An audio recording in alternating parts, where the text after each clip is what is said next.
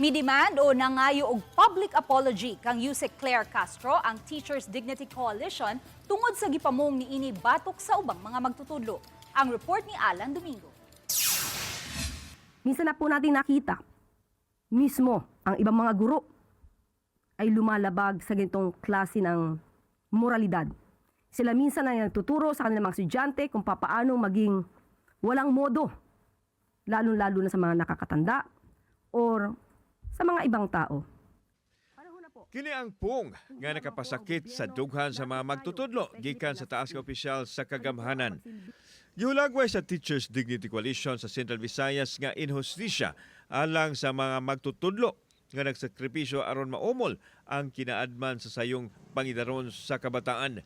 Matod ni Raul Constantino, ang pamahayag ni Castro nakapamino sa dignidad sa mga magtutudlo. Busa haom lang kuno nga mangayo kini og pasaylo sa mga magtutudlo nga nasakitan sa gipamong ni Castro human nahitabo ang pagpamusil dito sa usa ka pribadong tunghaan sa Zamboanga City. Irresponsible and unprofessional type of statement. Walay doktor, walay engineer, walay lawyer nga si parihan ni Yusek Claire Castro. Lawyer siya pero pataka rag istorya.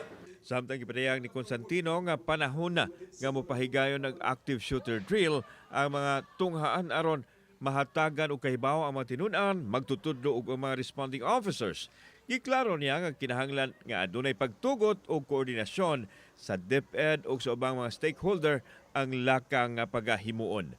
Okay na siya nga i-implement na siya sir nga i-practice na ang atong mga eskwelahan, mga kadagkuan sa eskwelahan ug mga estudyante together with of course in coordination sa DepEd Cebu City Division. Kauban si Clover Lumayag, ako si Alan Domingo.